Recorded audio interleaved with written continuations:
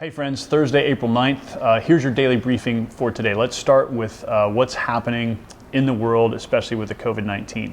The New York Times reported this morning that the Centers for Disease Control did a study of the patients who became ill with COVID-19 in the month of March. And according to the New York Times this morning, here's what they found. Approximately 90% of those hospitalized in the month of March had one or more underlying medical conditions. 75% of those patients were 50 or older. So that confirms what we've been being told for weeks now, which is that this virus is most harmful to those who have underlying medical conditions and to those who are older. That's not necessarily good news or bad news, it's just data that's helpful to understand as we continue to think about this virus. The other thing that was reported this morning in the New York Times is that 16 million people have filed for unemployment in the past 3 weeks. Just to give you a reference point, in the recession of 2008, it took 2 years to get to 10%, or 10 million people, unemployed. So we're facing a serious challenge right now when it comes to how this is displacing people economically. Now, the false dichotomy you're seeing in the news is the economy versus the virus or the well-being of people. As Christians, we need to keep in mind, hey, what we care about is people, human beings made in the image of God.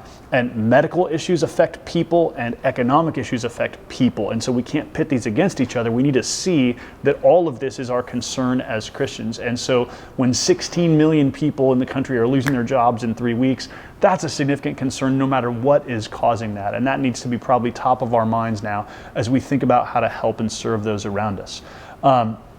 Just to show you some data, I brought a visual aid.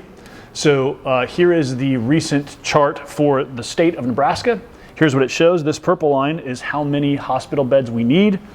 That purple curve is how many, this is how many we have. That's how many we need, right? So our state is set up well right now to manage whatever medical effects might come from the lingering effects of the coronavirus. That is really good news, and that probably needs to start to affect the conversations we have in the weeks to come. If you scroll down on this chart, you'll see the projected deaths per day, because isn't that what we all want to know? How many people are going to die? At the peak, Nebraska, 10 COVID-19 deaths. All right, so again, not good, but that's not catastrophic by any means. And so it points to the fact that in our state in particular, things are trending in a good direction. And again, I try to provide you guys some hope and give you good news to think about in terms of how things are progressing with the virus. Now, let's talk about Easter weekend. As you know, starting tonight, I'm going to do devotionals Thursday night, Friday night, and Saturday night on YouTube. And our plan is to all get together on Easter Sunday in the parking lot in our cars to worship Jesus. The bad news about that is this. Here's the weather forecast for the weekend. It says on Sunday, 44 degrees. And there's a snowflake there. That is discouraging to me and probably to you as well. So here's the good news in that. According to weather.com, and I quote, "There remain some uncertainties in the details of this forecast, as is often the case several days away from an event." So here's the good news. It's not looking good, but there's lots of uncertainty in that, and here's what that's going to mean. We may end up having to cancel our parking lot Easter Sunday service, and if we do have to make that decision, it will be made by Friday evening. So by Friday, 9 p.m. at the latest, you will know, are we having church in the parking lot on Easter Sunday, or did that whole shebang get canceled?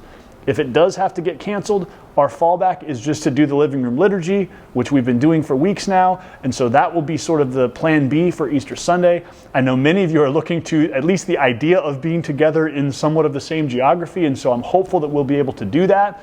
We are the kind of church that's not going to cancel unless we absolutely have to, but I'm also not preaching in a snowstorm. And so let's just call it what it is. It's 2020. What a year, right? When else would this happen? It's just like the whole year is just chaos so far. Welcome to Easter. So again, look at your email either Friday night or Saturday morning and you'll get an update on whether we're doing the parking lot service or not. But for now, our hope is that this forecast might trend in a good direction and that we'll be okay. I'll keep you posted, and thanks for watching.